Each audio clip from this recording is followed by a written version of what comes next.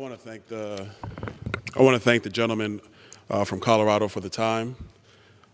I'll also tell you, Mr. Speaker, it's actually good to be able to talk in this chamber without that thing on my face. It's messing up the enunciations. Mr. Speaker, my colleagues have talked at length about all of the examples and all of the damaging aspects of cancel culture. And I don't want to go through and reiterate those points. I think the purpose I want to take this time to do, Mr. Speaker, is to actually have a pleading with the people of our country. You see, if you look at the history of world governments, even go before our own government, the ability to speak has been sacrosanct in order for the ability to be free. You see, there was a time under the brutality of European kings where you could dare not speak a word against the crown. If you did, you were slaughtered, you were maimed, you were put into chains, you were put into slavery. The very idea of freedom of speech canonized in our Constitution just wasn't created by our framers. It is something our framers understood and they studied from their view of world history.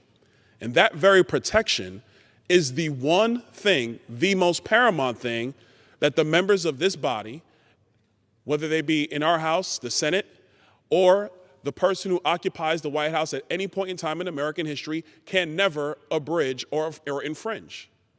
And the reason for that is very simple, because the thoughts that roll around in your mind are yours alone. They are your thoughts. They were given by God. They are given by your own intellect. And your ability to express them should never be taken away or shamed by a government or by a sect or a substructure of any society, let alone American society. You see, Mr. Speaker, we've come to a very dangerous point in our politics. This has nothing to do with Social Security and Medicare, which, by the way, for the American people, are going to go insolvent in somewhere between 5 and 7 years. This isn't about our issues talking about guns and supporting the Second Amendment. This isn't about if you want to talk about green technology or embracing fossil fuels or actually embracing nuclear power, which is what we should be doing as a country. This isn't our views on what we do with respect to foreign policy and who our adversary might be. This goes to the very core of our country. It goes to the very core of our culture. It goes to the very core of whether our society will have the ability to sustain itself for another 200 years into the future. But I'll promise you this, Mr. Speaker, it will not be possible if we have one group of Americans telling another group of Americans that what they say should no longer be heard simply because they don't agree, or even if they're offended, or even if what somebody says is so vile that unilaterally every American finds it to be distasteful and doesn't want to hear it. You see, the very thought of any individual must be protected at all times.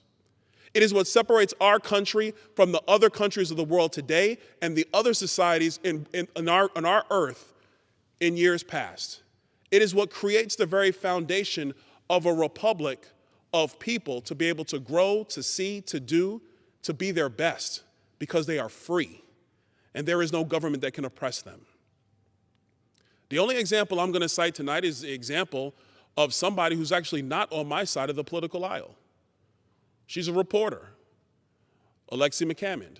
And Alexi, just so you know, I'm not bringing your situation up to make a political point. Far from it. You see, she was a journalist. She was on an MSNBC and an NBC contributor. I don't think she would probably like my politics too much. But because of something she said when she was a freshman in college on social media, she was targeted. She was canceled. She had reached a pinnacle in her career through her hard work.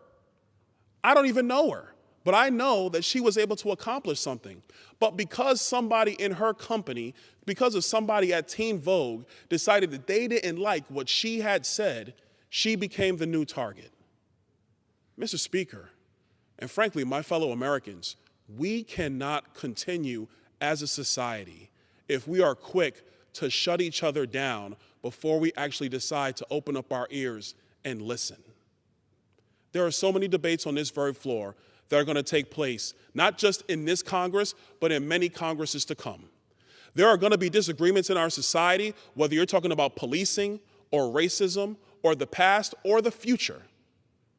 But the one thing that must remain in our republic is tolerance. You see, Mr. Speaker, we have to adopt a standard, not a subjective one, but an objective one. But here's the truth.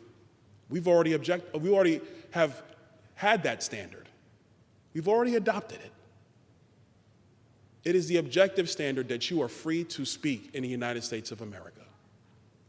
And whether it's Twitter, Facebook, or Instagram, or YouTube, or Snapchat, or TikTok, or the Washington Post, or the Washington Times, whether you want to talk about the New York Times, or you want to talk about redstate.com, you want to talk about MSNBC or Fox News, The Morning Joe or Sean Hannity, we must be free to speak at all times, because the battlefield of ideas is the only thing that's going to propel our republic forward. It is the only thing that's going to allow young kids to grow and actually increase their intellect and to be able to transform our economy in ways that none of us in this Capitol today can even fathom. It is the very basis of what makes our nation the greatest nation. It's what makes us unique. It's what allows us to be able to fight it out every day on this floor. Verbally, of course, Mr. Speaker. My fellow Americans, we're all in this together. Mr. Speaker, we're in this together. We can't cancel each other.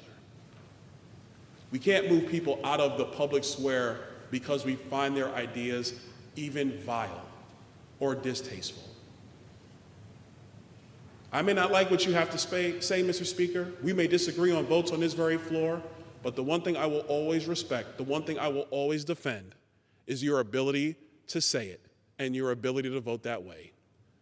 My only ask is that you do the same for people on my side of the political aisle. I yield back. I thank the gentleman for his profound remarks.